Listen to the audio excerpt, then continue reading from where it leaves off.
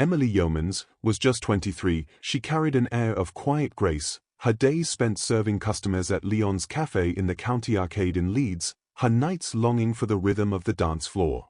She lived with her uncle, Joseph Adams, at 69 Garnet Place, off Dewsbury Road in Leeds, a modest home where routine was familiar and comfort was found in simple moments.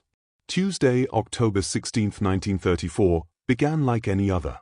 Emily returned from work at the customary time of 4:20 p.m., the crisp autumn air clinging to her as she stepped inside. Minutes later, her uncle arrived, and she told him, with a quiet certainty, that she would be going out that evening. They sat together at the kitchen table, steam curling from their teacups, the sweet tang of currants from the tea cakes filling the room. Their conversation drifted between the day's events, unremarkable yet cherished in their simplicity. Later, Emily sat down to write a letter to her mother, who still lives in Barrow-in-Furness, Emily's hometown. The flickering candlelight cast long shadows as she pressed pen to paper, her thoughts unfolding in neat lines, a tether to home, a quiet moment, untouched by the unknown that loomed ahead. At precisely 7:50 p.m., Emily stepped out of 69 Garnet Place. The evening air was cool against her skin. Joseph followed, their paths diverging almost instantly, Emily drifting westward down Oakley Grove, while Joseph turned the other way. For a fleeting moment, he hesitated, glancing back. Emily, now a silhouette against the dim glow of the street lamps, raised a hand in farewell. Then, at the corner of Dewsbury Road and Trentham Street, she paused, her posture shifting subtly as she was joined by a man. Joseph watched, his gaze locked on the quiet exchange. The stranger walked close to the buildings, Emily beside him, her figure outlined against the road. Their footsteps fell into rhythm, and, with a final glance, Joseph saw them slip beyond the curve of Dewsbury Road, swallowed by the city, the night, and whatever lay ahead. Sometime between 10 o'clock and 10:15 p.m., Joseph Adams stepped through the door of 69 Garnet Place. The house was quiet. Emily was still out, but there was nothing unusual about that. Only a few nights before, she had returned well after 2 a.m., slipping in without a sound. He thought nothing of it, settling into bed, sleeping soundly. But when morning arrived and the first threads of daylight came through a gap in the curtains then stretched across the walls, Joseph stirred, his routine unchanged, until he noticed Emily's room. Untouched. Empty. A cold certainty curled in his chest as an uneasy feeling took hold.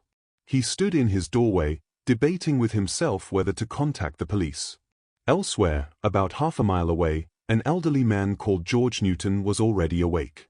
A man of disciplined habit, stepped out onto the familiar woodland path near Fulham Street, Leeds, just as he always did. Middleton Woods held an autumnal crispness, the scent of damp leaves curling through the air as he navigated the thinning foliage.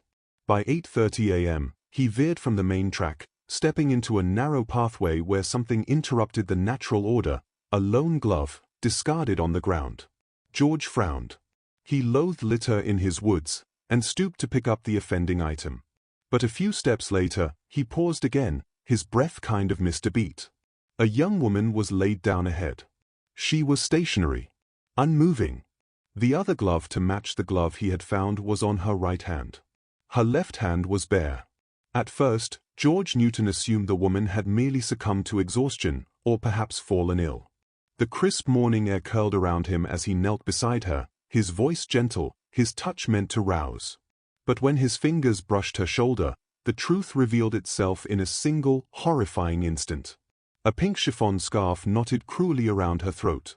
Blood smeared at the corner of her mouth. Stillness, absolute and irreversible. A wave of dread rushed through him as he stumbled backward, his breath became heavy and uncomfortable. The silence of Middleton Woods, once peaceful, now pressed in, around him like something living, watching. Very soon later, the police arrived, their boots crunching over the damp earth. A search, swift and methodical, uncovered the dead woman's handbag. Inside, her name, her home, confirmation of the inevitable. Emily Yeomans had been found. It wasn't long before witnesses surfaced, their accounts weaving together the last known moments of the young woman's life. Joseph Adams, shattered by the sight of his niece's lifeless body, could barely utter the truth before his own legs gave way beneath him. He had seen Emily walking away with a man that night. The memory was no longer a fleeting detail, it was now a thread in the unraveling of what had transpired. 3 boys, perched atop a windowsill at Verity's butcher's shop, had seen her too. Albert Dayton Bethel, Jeffrey Charles Sutton, and Lawrence Trilk, all just 14 years old, had been idly passing time on that cool October evening. At precisely 7:50 p.m., they watched as Emily Yeomans drifted past them, unaware that she was walking toward the unknown. Albert, Lawrence, and Jeffrey had known Emily well. They had often seen her pass by, familiar in her quiet grace. On that evening, they watched as she disappeared briefly behind a bend in the line of houses, just a fleeting absence, nothing unusual. But when she re-emerged near Dr. A.J. Swanton's gate on Dewsbury Road, she was no longer alone. A man walked beside her. He stood taller than Emily, who was herself only 5 feet 2 inches, and though the boys strained to get a good look, his face remained mostly turned away. His back was to them, his presence undeniable yet elusive. Still, between them, Albert, Lawrence, and Jeffrey pieced together enough for Detective Chief Inspector James Craig. A sketch of a figure, a shadow of an identity. The description, released to the press on October 18th, was chilling in its simplicity. Male, approximately 24 years old, 5 feet 6 to 5 feet 8 inches in height. Medium build. Clean shaven. Hair brushed well back and appeared greased. Wearing a blue suit, no hat, no overcoat. Of smart appearance. A portrait of a stranger. A detail that could unravel everything. That same day, the inquest into Emily's death opened, but just as quickly, it was adjourned. November 2nd loomed ahead, promising answers. Or just more uncertainty. On October 18th, grief-stricken and exhausted, Joseph Adams received a telegram, a message that sent a chill through his veins. "We know all about it. How's man?" The words made little sense, but in Joseph's fractured state, their ambiguity felt menacing. Was it a taunt from Emily's killer? A cruel whisper from the darkness? He turned the message over in his hands, searching for meaning in the sparse, jagged lines of text. But the truth, when it surfaced, was far less sinister. The police soon uncovered a simple error, one made by the post office. The message had come from Emily's family in Barrow. The intended words should have said, "How's ma'am?" Relief was fleeting. The investigation was slow. Questions lingered unanswered, and the search for justice remained painfully incomplete. On October 19th, the police sought to ground Emily's identity firmly in the city where she had died. She was, after all, a Yorkshire girl, born in Pepper Road, Hunslet, before life carried her family to Barrow. The revelation was small, yet poignant. Meanwhile, Chief Inspector James Craig made another statement, one meant to silence whispers of connection between Emily's murder and a lingering spectre from the past. There was, he claimed, no link between Emily Yeomans and Mary Learoyd, the young woman killed in Ilkley in 1929, a case still shrouded in uncertainty, still waiting for answers of its own. Emily Yeomans was laid to rest on the afternoon of Saturday, October 20th, her body buried at Walney, Barrow-in-Furness. But even as grief settled over her family, speculation gripped the city. That same day, the police revealed that, after the published description, a man had been detained, his clothing subjected to forensic scrutiny. The public knew him only as man number 1. No name. No identity beyond the whispered accounts of his connection to Emily. He had been with her before. Perhaps once, perhaps more. A figure threaded into her past, now entangled in the investigation. For nearly 60 hours, he remained in custody. The pressure mounted. And though 2 witnesses picked him out from an identity parade, the law was unwavering. He was released without charge. Tension deepened on October 22nd. The police, increasingly convinced that someone was shielding the killer, announced a reward. Not just 1, but 2. £50 for information leading to a conviction. £20 for the identification of the man seen with Emily on Dewsbury Road the night she disappeared. Justice demanded truth. But truth, in cases like this, had a way of remaining just out of reach. By Wednesday, October 24th, the case took a dramatic, unexpected turn. At the Mulberry Tree Inn. On Folly Lane, whispers of certainty stirred the air, one of Nora Menzies' regular patrons, claimed to know the identity of the man who had met Emily on Dewsbury Road. The rumor was enough to send a ripple through the investigation. Acting swiftly, Chief Inspector Craig, alongside Detective Inspector Murgatroyd and Detective Sergeant Binns, arrived at 33 Lady Pitt Lane. There, they took into custody David Maskill Blake, a 29-year-old whose name would soon be inseparable from the case. Blake was placed in an identity parade, yet not a single witness pointed to him. Still, forensic evidence loomed over him, but just as it had with man number 1, it failed to provide certainty. Initially, Blake denied ever knowing Emily Yeomans. He was resolute, unwavering. But evidence had a way of breaking walls. Confronted with proof that he had been out with her before, Blake relented, acknowledging their acquaintance, but insisting he had not seen her on the night she died. Eventually, he gave a statement to Chief Inspector Craig, a formal declaration etched in careful words. "I am making this statement of my own free will. I have been cautioned by Chief Detective Inspector Craig that anything I say now may be given in evidence." The weight of his words settled in the room, carrying the case into deeper uncertainty. You may wonder why I failed to admit knowing Emily Yeomans when I was first arrested on suspicion of murder. The answer isn't simple. I wasn't sure of the exact date, whether it was Thursday or Friday, but I remember meeting Emily late, well past midnight, as she came from a dance. It was 2 a.m. when we walked together up Dewsbury Road. For over an hour, we lingered at the corner, talking, laughing, messing about. She was familiar, though even then, I misunderstood one small detail. She lived with her uncle, but I thought they called her Adams. At some point, a policeman appeared, standing just 30 or 40 yards away, watching. The presence shifted the moment. We broke it off, then said our goodnights. Emily assured me she wouldn't be long. Before parting, we made a promise. The following Thursday at 9 p.m., we would meet again. I was there, waiting, watching the clock tick past 9. But she never came. It wasn't until later, after the newspapers, after the whispers, that I made the connection. I wasn't the man who met Emily on Tuesday night. Not the man who walked her final steps. That, Inspector, is the truth. I had seen her several times before, shared drinks, conversations, fleeting moments. But I held back my admission. Because of my past. My convictions. And because, after reading about the forensic analysis, I knew that microscopic traces of her clothing were bound to be found on mine. That, Inspector, is all I can say. Also, I am not the man who emerged from the woods on the Wednesday morning when they found the body. The words hung in the air, sharp and deliberate. David Maskill Blake had read the statement, signed it voluntarily, and declared its truth. Yet the investigation had reached an inevitable crossroads. There had been 2 suspects, but testimonies increasingly pointed toward one man, David Maskill Blake. And so, on October 26, David Blake stood before the police court for the first time. The hearing was brief, just 3 or 4 minutes. His defense, led by Mr. Alfred Masser, offered little in the way of counterarguments. The charge was laid before him. His response was unwavering. "Never, Inspector. That is all I can say."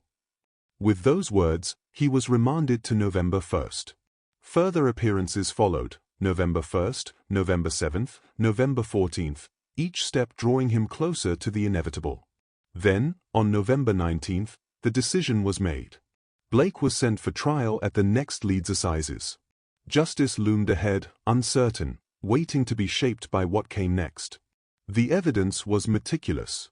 The digestion of the raisin skins Emily had eaten placed her time of death between 2 and 4 hours after consumption. Joseph Adams, recalling their quiet supper of currant bread just before 5 p.m., unknowingly provided the critical window. It meant that Emily had died before 9 p.m. on October 16, a detail that would prove pivotal. On December 12, 1934, the trial of David Maskill Blake began. Before Mr. Justice Goddard and a jury of 10 men and 2 women, the weight of the case unfolded. Blake's defense rested in the hands of Mr. C. Paley Scott and Mr. H. B. H. Hilton Foster. On the other side of the courtroom, Mr. J. Willoughby Jardine and Mr. G. H. B. Streetfield pressed the case for the prosecution. For 3 days, the hearing continued, until December 15, when the final pieces began to fall into place. Among the testimonies, Joseph Adams stood once more, recounting the events of October 16th, the last moments before Emily stepped out to meet the man who was, almost certainly, her killer. But his account did not end there. He had another story to tell. An encounter from the previous Friday night. Emily had worked late that evening, stepping through the door of 69 Garnet Place at precisely 7 p.m. Yet, by 7:50, she was gone again, off to a dance, as she had promised. The city breathed around her, the night stretching ahead with promises of music and movement. Joseph, moving through his own routine, took his cart out, returned home, then made his way near Dewsbury Road Police Station, waiting, watching. The streets were still but alive, the hum of late hours settling in. At 1:45 a.m., October 13th, he spotted her. Emily, standing with a man and another couple. She was not alone, and that was enough for Joseph. "Hurry up," he called, his words tinged with the weariness of the hour. Then, he turned back, retreating home to wait. 45 minutes later, Emily returned. The night, for her, had ended. Meanwhile, George Newton recounted the grim discovery that had shattered the quiet order of Middleton Woods. He had found Emily lying near the tram lines, the very ones that stretched toward Leeds city centre. From that vantage point, the rails were visible, cutting through the landscape. And now, 2 more witnesses had stepped forward. Their testimonies would prove critical. Bert Folds, a tram driver navigating the Leeds-Middleton route, had unknowingly glimpsed a ghost of the investigation. At 7:15 a.m. on October 17th, he saw a man standing in the woods, close to where Emily Yeomans' body would be discovered just over an hour later. The figure matched the description later released by the police, lingering in the very place that had become the epicenter of the crime. Another tram driver, traveling the same route at 7 a.m., had witnessed something even more unsettling, a man emerging from the woods, just a few yards from where Emily lay. The sightings were well past the estimated time of death, yet the police harbored a chilling suspicion. Had the killer returned to the scene of his crime? Despite the weight of these testimonies, neither witness had identified Blake at his identity parade. But Bert Folds had picked out man number 1. A name unspoken, an identity lingering in the shadows. Albert Bethel, Lawrence Trilk, and Geoffrey Sutton, the 3 young witnesses perched on the butcher's windowsill, were called upon once more. Their role in the investigation was crucial, yet fraught with difficulty. They had only seen the man from the back. 2 of the boys, unable to confidently identify anyone, left the parade without an answer. But Lawrence Trilk hesitated. He asked the men to turn around, searching for familiarity in posture, stature, movement. Then, with quiet certainty, he pointed. Once again, it was man number 1. And then came a story that twisted the case even further. John Thomas Yeoman, no relation to Emily, stepped forward with a most unsettling account. On the night of the murder, at 8 p.m., he had been in Middleton Woods near the football fields, standing by a hut with a friend. The evening was unremarkable, until his gaze settled on a man and a woman nearby. They were on the grass. They were struggling. A fleeting glimpse of something charged, something wrong. Their testimony added yet another fragment to the puzzle. But would it be enough? The scene in Middleton Woods that night was charged with ambiguity. Yeoman and his friend stood, watching. The man and woman were close, too close, his hand reaching between her legs, her light-colored undergarments plainly visible. It was an encounter thick with suggestion, yet its meaning remained uncertain. Then, suddenly, Yeoman's foot brushed against the man's.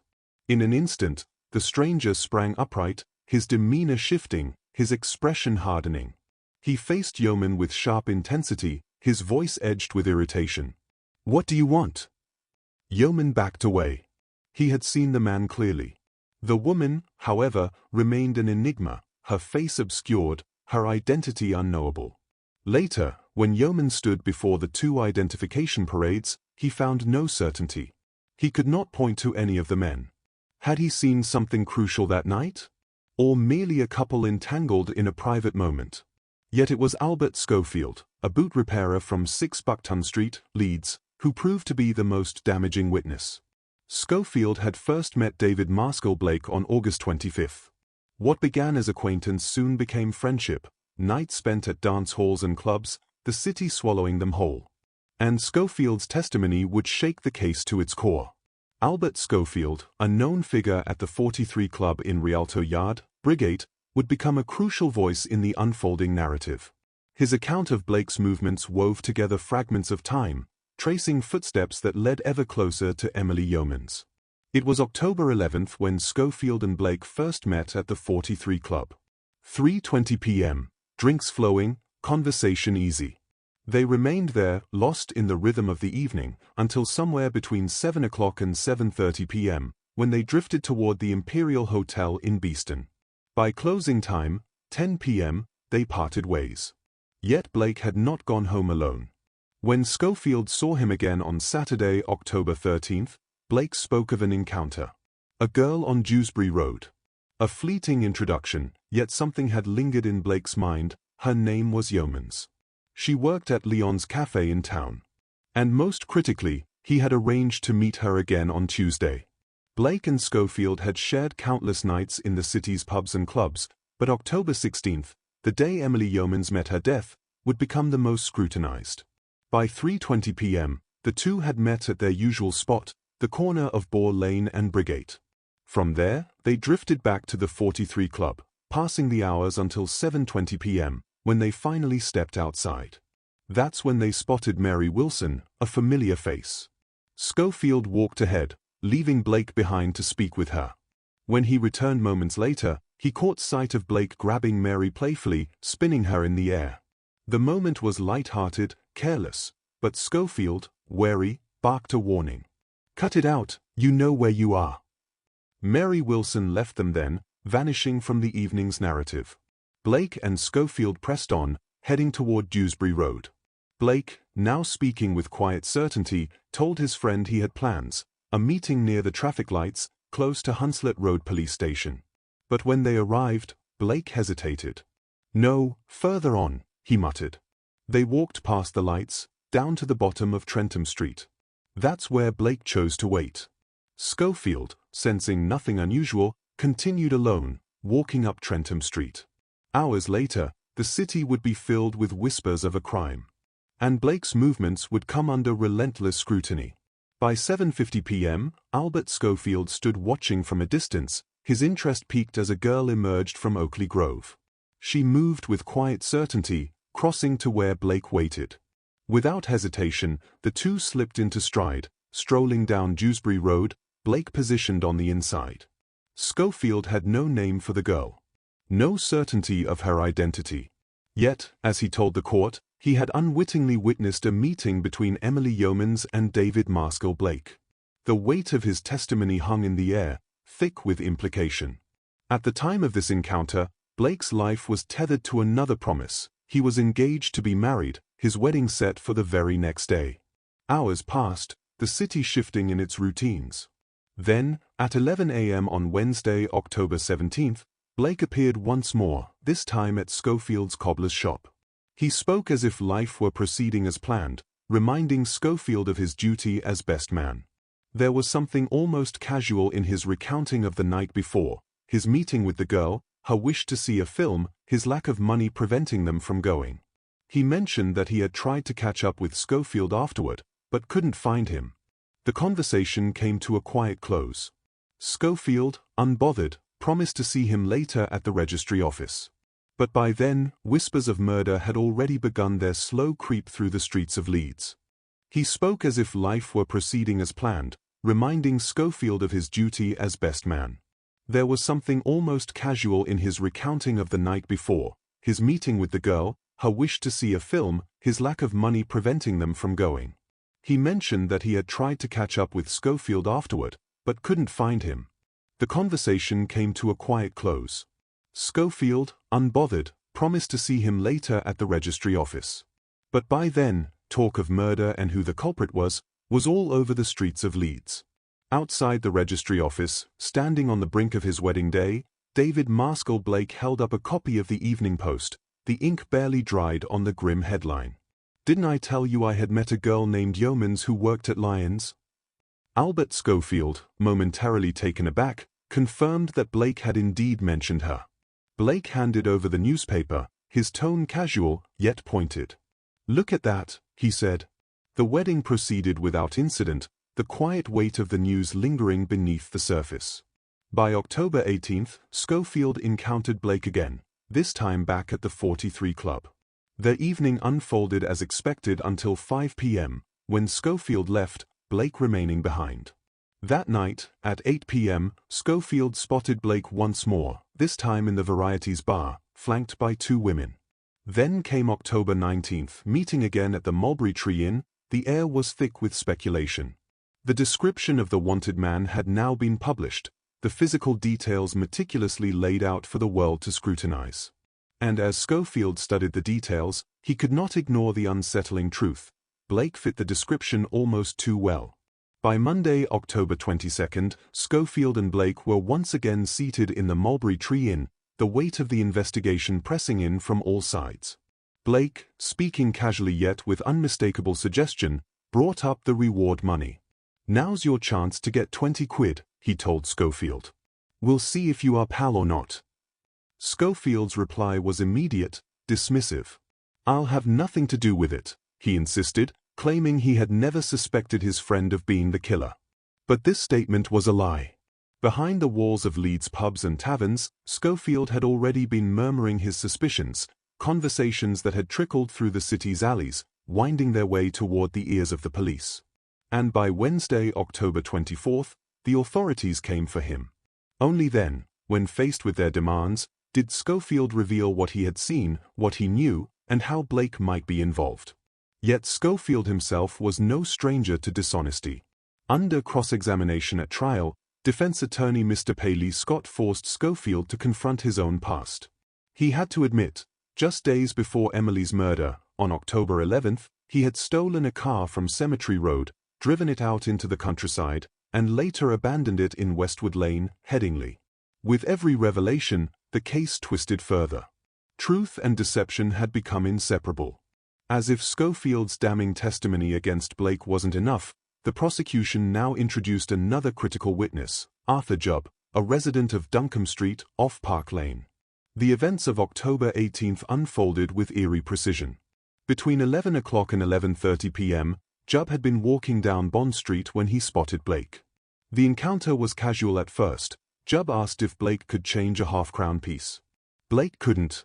But instead of parting ways, the 2 men drifted into conversation, eventually strolling together through the quiet streets. At some point, Jubb extended an invitation, a cup of tea at his home. Blake accepted. It was there, in the warmth of the house, that Blake picked up the Evening Post, his eyes scanning the headlines. The murder of Emily Yeomans stared back at him from the pages.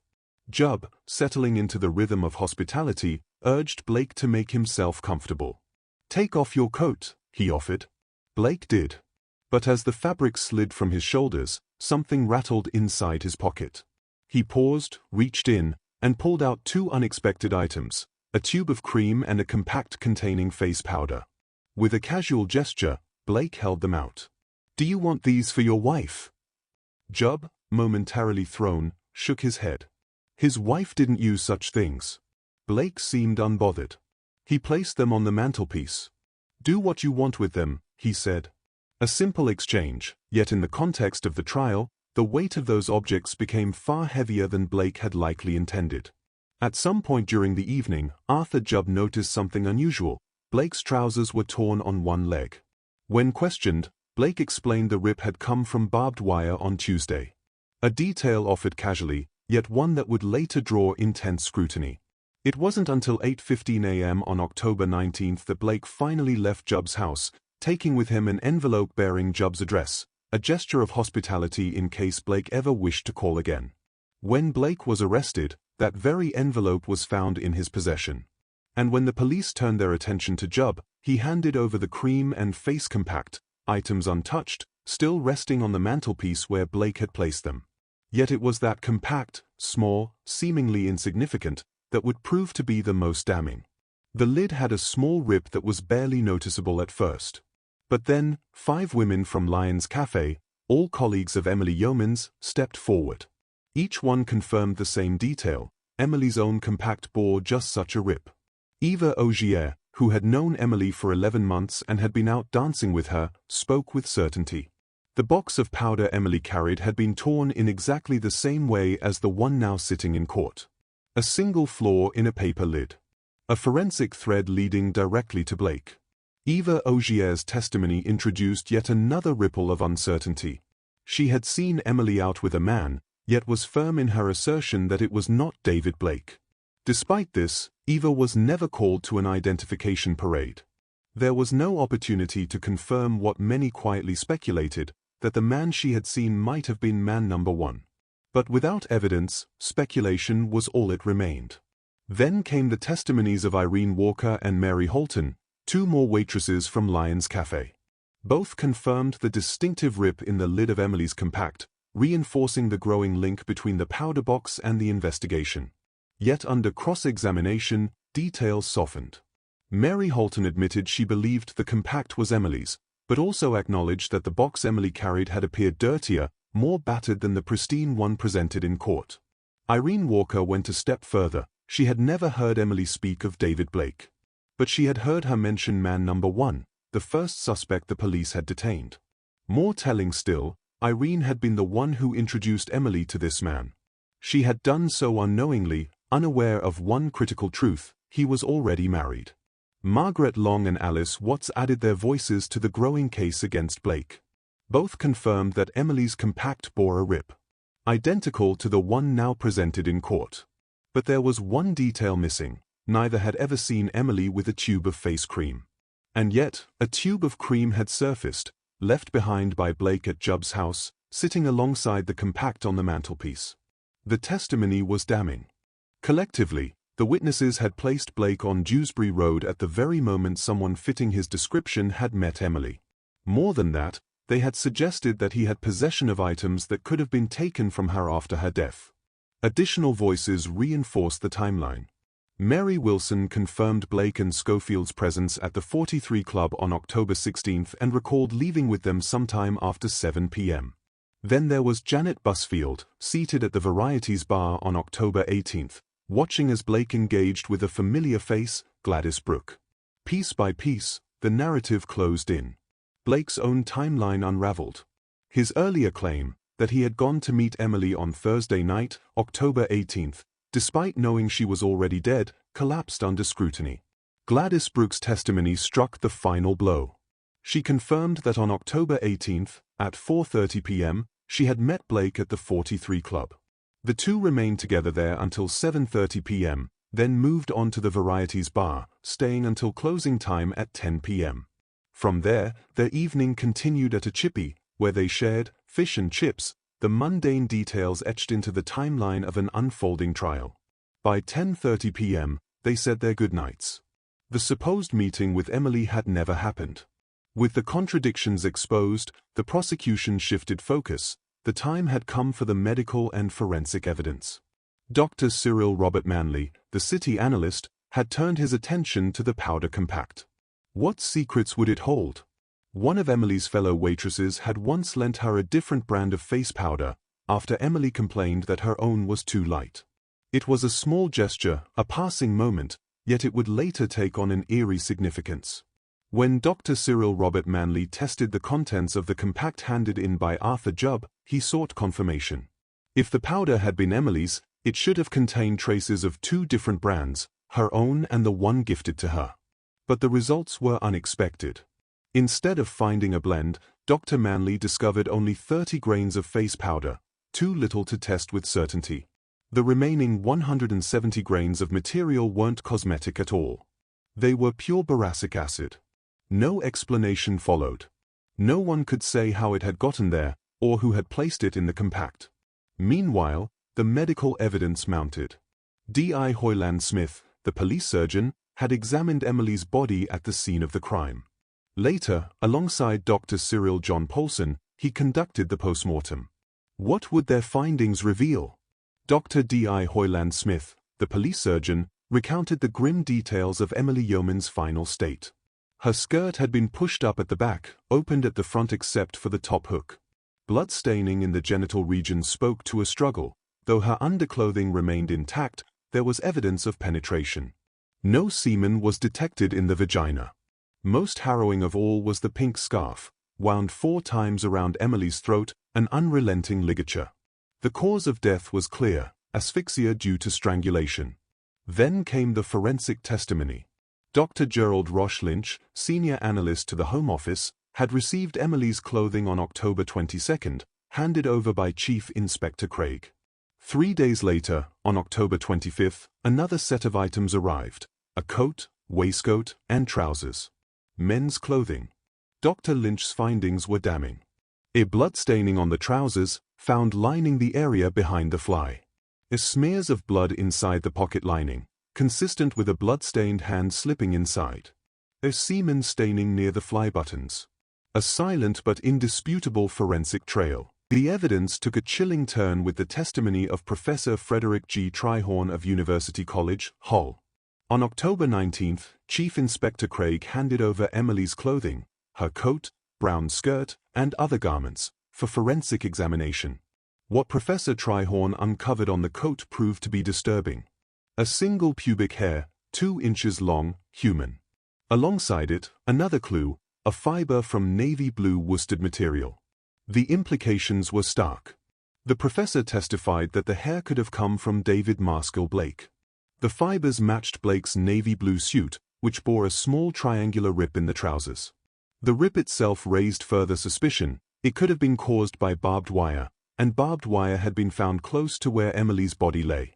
Yet uncertainty lingered. Professor Trihorn also examined clothing from man number 1. His suit was brown, meaning the navy blue fibers could not have come from him. But his hair had also been tested, and the hair found on Emily's coat could equally have come from man number 1. 2 men. 2 possible explanations. And the truth still hovering beyond reach. Professor Frederick G. Trihorn continued his testimony, layering new complexities onto the forensic evidence.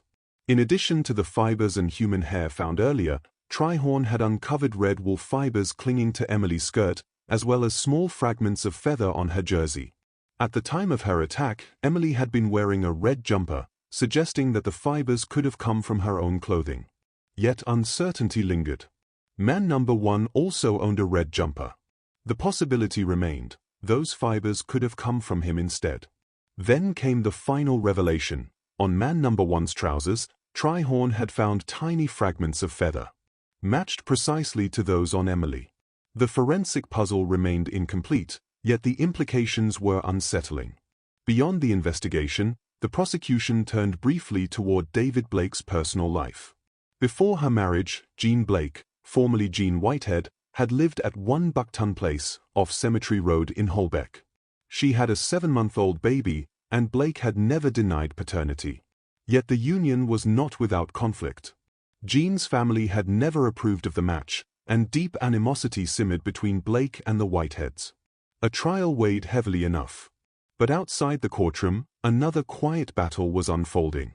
On August 25, Thomas Whitehead, Jean's brother, testified that David Maskill Blake had been involved in a violent dispute at Buckton Place, one that escalated into a physical fight. The confrontation ended with Blake being struck in the head with a poker, a blow delivered by Thomas Whitehead himself. The injury was serious enough that Blake was admitted to hospital for treatment. Charles Edward Gomersall, who had been present during the altercation, confirmed the events, having witnessed the fight firsthand, and even become involved in it at one stage. The final confirmation came from Eleanor Thomas, the nurse who attended Blake during his hospital stay. Before receiving treatment, Blake was asked to remove his clothing, and as Eleanor handled his belongings, she noticed something telling. The bundle of clothing he carried was navy blue. This revelation offered a plausible explanation for the presence of bloodstains on Blake's blue suit, stains that had previously been examined for forensic significance to Blake's living arrangements added yet another layer of complexity. Right up to the moment of his arrest, he had been living with his married sister, Florence, and her husband, Albert Norman Bousfield, at 33 Lady Pitt Lane. Space in the Bousfield home was limited, forcing an unusual arrangement. Even after Blake and Jean had married, Jean remained at Buckton Place with her family, while Blake continued residing at Lady Pitt Lane. Yet despite their separate households, Jean remained a regular and welcome visitor. On October 16, the night of the murder, Albert Bousfield arrived home from work at 6 p.m. He ate, then settled onto the settee in the living room, drifting into sleep. Upstairs, his wife, Florence, remained busy with household chores. When Albert closed his eyes, Blake was not in the house. The time was no later than 7 p.m. Then, at 8 p.m., perhaps a little later, Florence heard Blake's voice, calling from downstairs. "Do you know where I can find a razor blade?" The request was strange, almost incongruous. Florence never saw him, but she was certain it was her brother's voice. He was home, yet by 9 p.m., when Albert woke, Blake was gone. 25 minutes passed. Jean arrived first. 3 minutes later, Blake followed her into the house. The newlyweds left the house again, only for Blake to return alone at 10:25 p.m. The following morning, Wednesday, October 17th, an overlooked detail surfaced. Florence Bousfield noticed that Jean had left behind her powder compact and a tube of face cream. She pointed them out to Blake. Without hesitation, he picked them up and slipped them into his coat pocket. The Bousfields also provided key testimony in Blake's defense. Both confirmed that on August 25th, the night of his fight with Thomas Whitehead, Blake had been wearing his blue suit. Both recalled that on October 14th, Blake had been involved in a motorcycle accident while riding with a friend. The accident had resulted in an injury to Blake's hand and the rip in his trousers. Then came Jean Blake's account of October 16th, the night Emily Yeomans was killed. She had arranged to meet her husband in Vicar Lane at 9 p.m. But when she finally finished work at 9:20 p.m., Blake was not there. Assuming he had already gone home to Lady Pitt Lane, she thought little of it. Another detail in a timeline that grew increasingly scrutinized. Jean caught a tram, disappearing into the routine of the evening. Blake arrived a few minutes later, stepping into the house alone. That night, she left her makeup compact and a tube of face cream on the sideboard, small, everyday items that would soon take on far greater significance.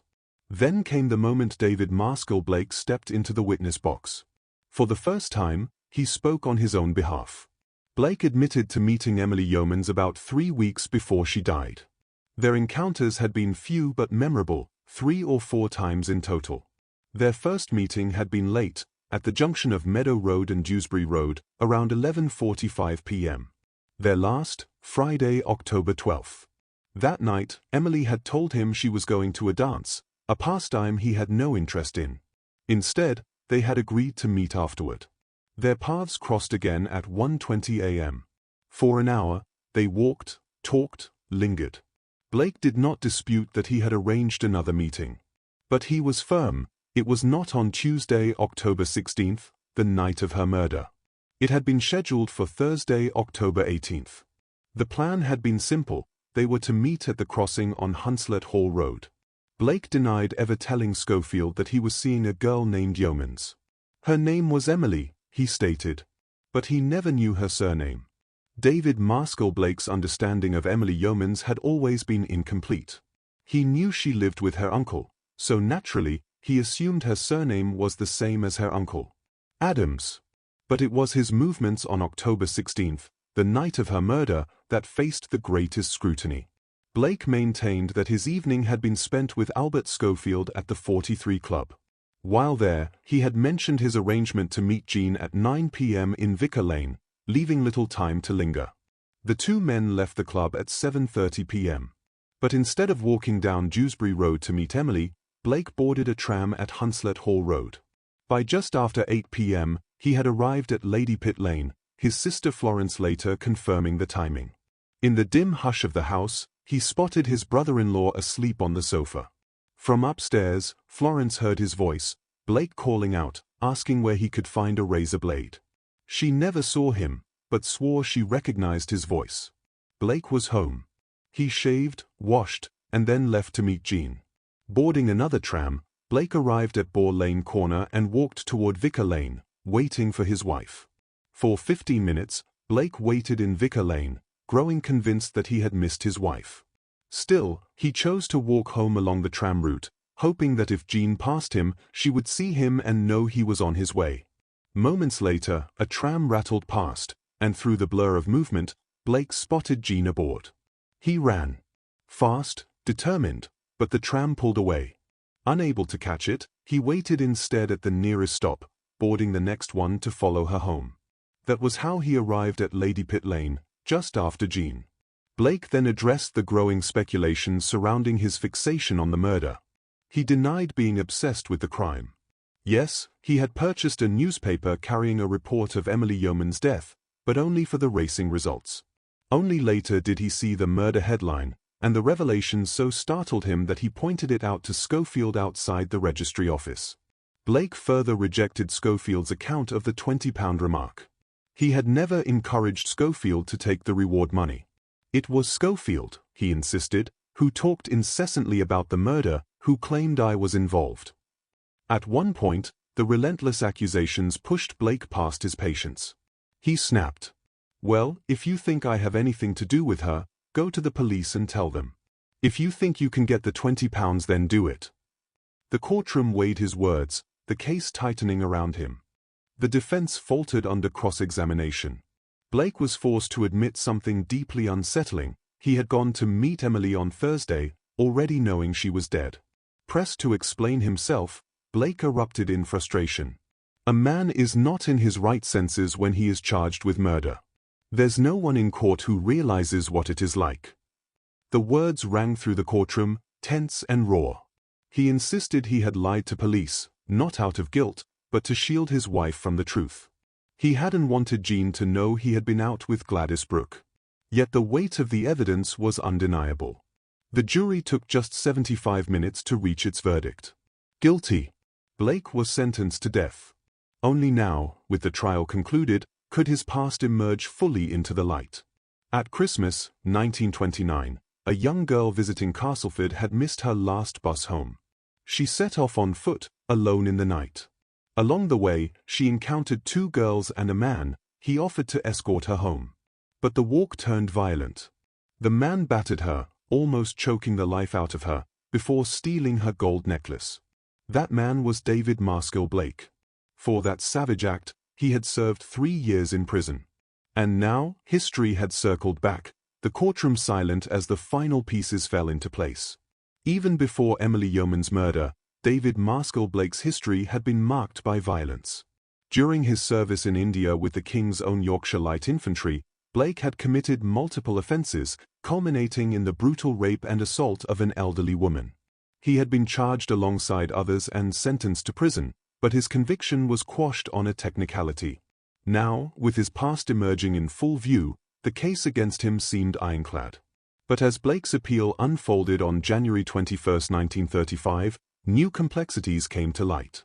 Before the Lord Chief Justice, Justices Avery and Swift, it was established that Emily had been killed between 8 p.m. and 9 p.m., some 2,000 yards from where Blake lived. Testimony placed him at home soon after 8 p.m., casting doubt on his involvement. Other inconsistencies surfaced. Two of Emily's workmates failed to positively identify the powder compact as hers. A tramcar driver and a young boy who had witnessed Emily meeting a man made positive identifications, not of Blake, but of man number 1. Forensic evidence also linked man number 1 to the crime. A verdict had already been rendered. But doubt crept at the edges of certainty. The cracks in the prosecution's case widened further with doubt surrounding Schofield's testimony. He had claimed to have seen Blake and a woman walk off together, a critical detail in placing Blake at the scene. Yet there was a fundamental flaw. If Schofield had been standing where he claimed, at the far end of Trentham Street, he would have been unable to see down Dewsbury Road. This single contradiction cast a shadow over his reliability. In short, there was sufficient evidence to suggest that the prosecution had failed to prove Blake's guilt beyond reasonable doubt. Yet in delivering their judgment, the judges took a firm stance. They acknowledged the uncertainties in Schofield's account, but highlighted the suspicious circumstances surrounding Blake's behavior. Most damningly, he had initially denied even knowing Emily Yeomans. The court ruled that if the jury had accepted Schofield's testimony, there could be no doubt that Blake had met Emily on the night she was killed. Combined with other evidence linking him to the crime, this was more than enough to secure his conviction. The appeal failed despite the inconsistencies. There were still lingering uncertainties, the inconsistencies in Schofield's testimony, the forensic evidence linking another suspect, the doubts that could not be fully resolved. The jury's verdict remained unshaken. It had never been necessary to prove Blake's innocence. The prosecution's burden was to establish guilt beyond a reasonable doubt. And despite the lingering questions, the court deemed that threshold met. None of these considerations, however, would save David Maskill Blake. On Thursday, February 7, 1935, he was hanged at Leeds by Thomas Pierrepoint and Alfred Allen. A petition pleading for reprieve, bearing over 10,000 signatures, was ignored. Outside the prison gates, his sister, Florence Bousfield, stood among 1,000 others, witnessing a solemn Salvation Army service. It was the day before Blake's 30th birthday. And then, after years of whispers, speculation, and secrecy, the identity of man number 1 was finally revealed. During his cross-examination of Chief Inspector Craig, Defense Counsel Mr. Paley Scott had written a name on a slip of paper, Exhibit 23, and handed it over. Chief Inspector Craig confirmed its accuracy. And today, preserved within the Public Record Office in London, that piece of paper remains intact. The name written upon it? Joseph Talbot. So, what do you think? The prosecution's burden was to establish guilt beyond a reasonable doubt. Do you think they did that?